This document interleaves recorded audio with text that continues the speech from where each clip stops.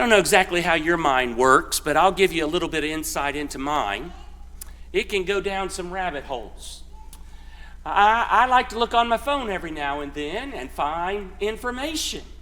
And one of the things I like to look up are interesting facts.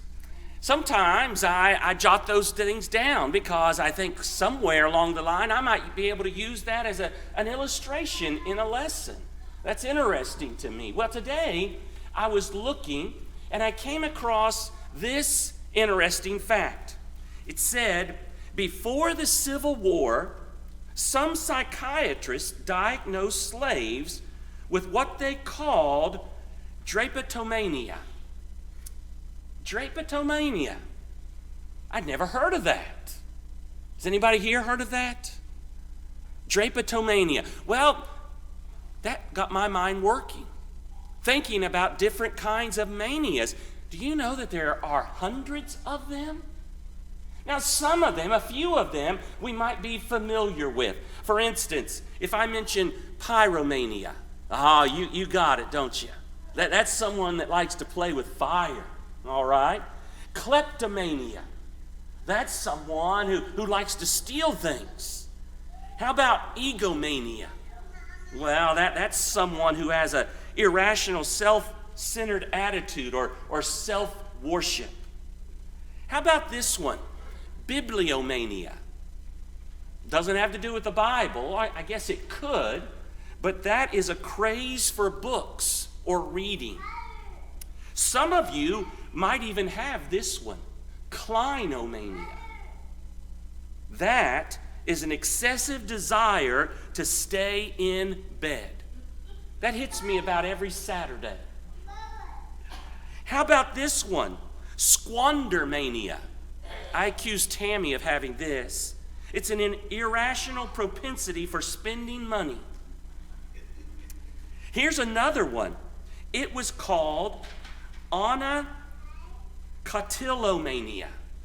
Anacotilomania. Some of you may have this and not even know it.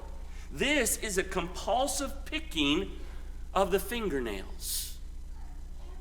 Some of you just went like this. Has anybody ever heard of rhinkomania? I thought that was kind of interesting. It's an obsession with skating. Rhinkomania. But getting back to the one that led me down this little rabbit hole about mania is drapetomania. Before the Civil War, some psychiatrists diagnosed slaves with what they called drapetomania. What is that? Here's what they said that was. This was said to be a mental illness in which the slave possessed an irrational desire for freedom and a tendency to try to escape.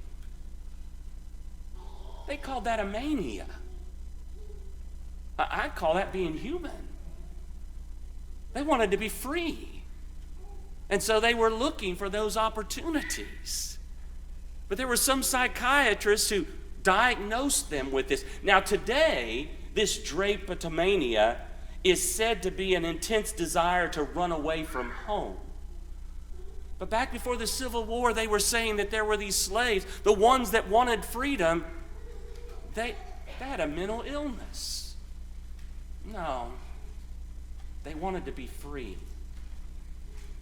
If that's mental illness, I hope that we have it when it comes to our relationship with sin. That we want to be free from it. And that we will do what is necessary so that we can be made free from sin. And that is to obey the gospel of Jesus Christ. Colossians chapter 1 and verses 13 and 14 tells us this.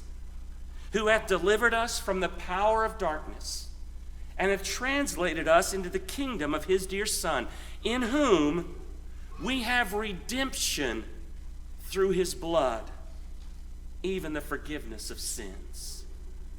You think about that word redemption, and there is a tie going back to the Old Testament, to slavery, where a near kinsman could redeem a fellow kinsman who had been sold into slavery.